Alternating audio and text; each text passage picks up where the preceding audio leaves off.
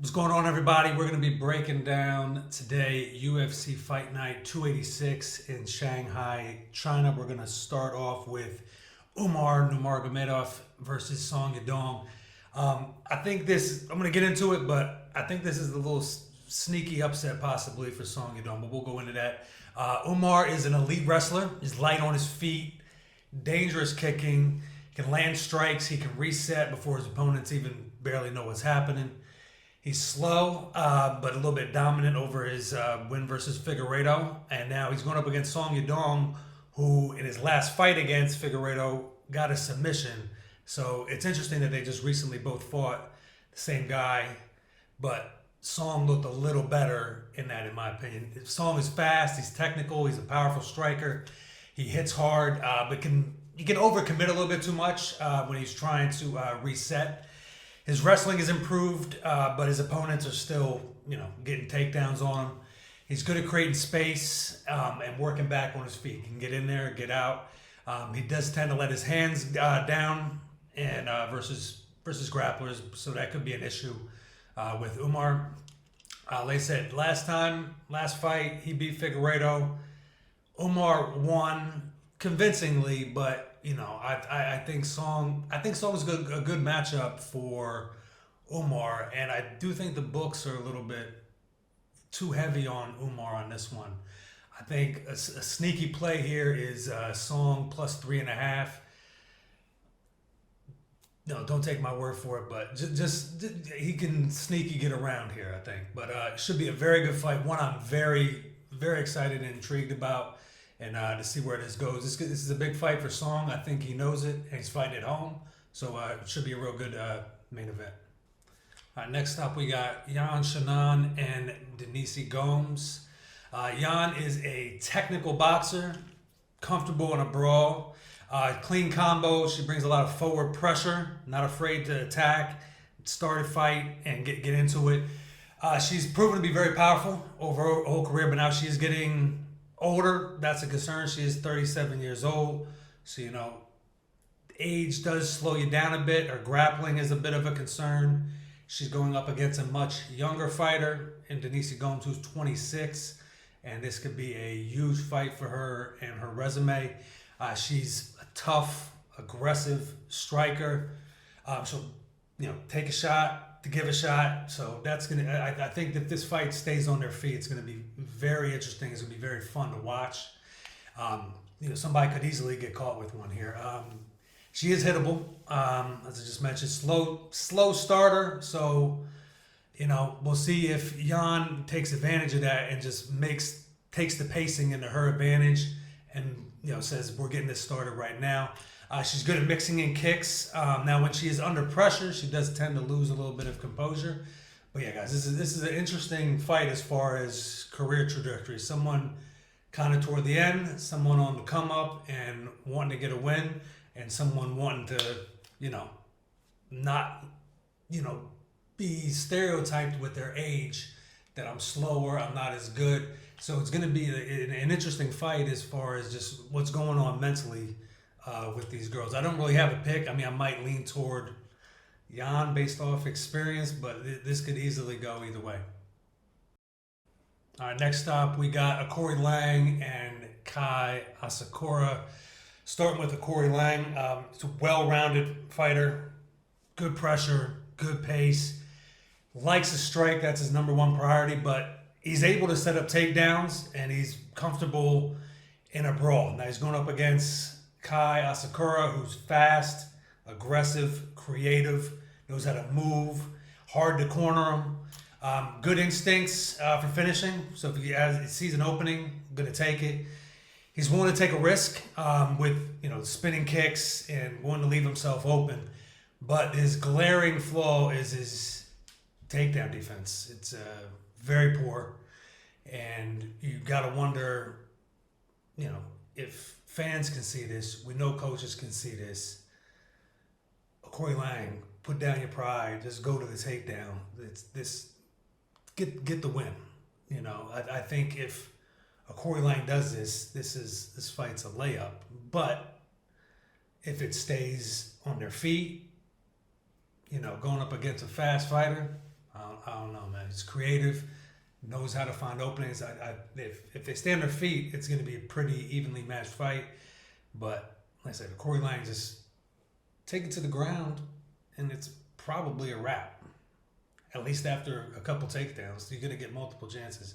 Take it. So, again, like a lot of fights, it depends if a fighter is willing to do something they know how to do, but might not want to do it because they just want to beat their opponent at their strength. So it should be very interesting to see how this goes. All right, next up we got Sumadarji and Alex Perez. This is a rematch of UFC Macau. Starting off with Sumadarji. He's fast, he's accurate, good in and out movement, good range management.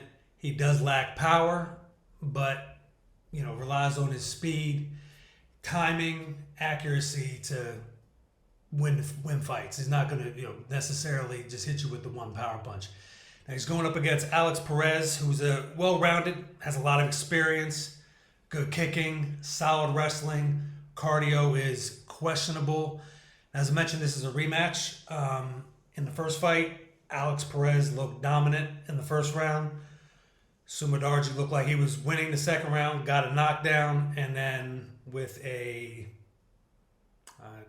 don't know what type of terminology it is, but a very grazing nut kick. Alex Perez, was having physical problems apparently, and got out of the fight. Now, is there something else going on? I don't know. Now, who's going to pick up from that? Which fighter is going to pick up from that last fight? Is Alex Perez going to pick up from the momentum he had in the first round of their last fight? Is he going to remember the second round where he got knocked down? Is Sumadarji just going to keep that momentum going, keep that motivation going, wanting to say, hey, listen, I was going to win that fight regardless. You got to get out of jail free card. Now it's time to even the score. Very interesting rematch. This is an exciting one. I like things like this where things, it's kind of open-ended. Did somebody just kind of bail because they felt they were, their cardio was getting poor, they were kind of exhausted, and they kind of bail? Well, now we're going to find out, because you can't do that twice, or you're going to look really bad. I'm kind of leaning toward Sumadarji here to keep the momentum going. In the first fight, Alex Perez was the favorite. In this one, he's the underdog. How does that go over mentally? What changed? What are the odds makers thinking? Are they taking a lot of stock in what happened in that first fight? Are they questioning the results of that first fight, the way it ended? Who knows? But yeah, this should be a fun one. All right, next up we got Levi Rodriguez Jr. against C-Lou. Starting off with Rodriguez. He's a heavy-handed pressure fighter, but he is hittable. Has good takedown defense, but does avoid wrestling for some reason. He can ground and pound if it gets there, but you got to worry about somebody's mentality that has a failed drug test. Did they really deserve to be there? Do they kind of know their true ability, and does that play in mentally? Going up against C-Lou, who's a decorated kickboxer with lots of experience, despite what the record may reflect. Very tall at 6'5", good range management, fast, technical, powerful. Is going to want to keep the fight on their feet and should be perfectly comfortable doing that. Good hooks, good uppercuts, powerful, especially when the opponent is applying pressure on them. Good at mixing and striking, kicking, but the big glaring flaw, as we've seen with a lot of others, is the grappling and the takedown defense. Could a moderate level wrestler beat this experienced fighter? This is the kickboxer versus wrestler versus kickboxer match, and will the wrestler just say, "Hey, listen, I not be the best at that, but I'm better than this person, and they're 6'5". I'm just gonna take them to the ground and take my chances." But yeah, this is a style thing. What do you prefer? What do you think is better? What do you think is more entertaining for the sport? Going to be a very good fight. I'm interested to see. Well, I know what C-Lou's going to do. C-Lou's going to just kick and strike and want to keep on his feet. But it'll be interesting to see if Rodriguez decides to take advantage of his opponent's glaring flaw. All right, last one we're going to break down is the first fight we're going to see of the night, which is Bilal Hassan and Nielsen Rojas. We know Hassan from the Contender Series, where he had a quick 45-second knockout. So we didn't get a lot to see him there, but going back just on his experience, he's a composed striker, good range management, good accuracy. He doesn't rely on wild exchanges, powerful kicking, balanced, good hip movement, good control. He's going up against Rojas, who's fast, he's aggressive, he brings forward pressure, he's going to look for combos, good solid power, but he can overcommit and leave himself vulnerable. Grappling, we have no idea about. So if this fight goes to the ground, we're going to see, it's going to be very interesting. And basically, we don't know what we're getting really from either of them.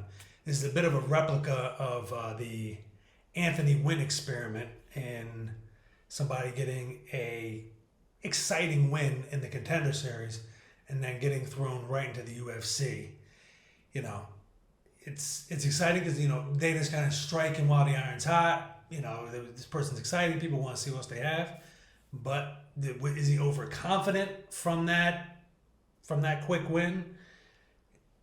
We're going to see. This is going to be a very interesting one to start off the night where, you know, could Nielsen Rojas be something? And could Bilal Hassan be the real deal? Or was that quick knockout just like a bit of a, I don't want to say fluke, but because he clearly has power, but, you know, does he really have anything else? How's he look in a long 3-round fight? Anyway, guys, appreciate you watching. Hope you enjoy the fights. Stay safe. See you later.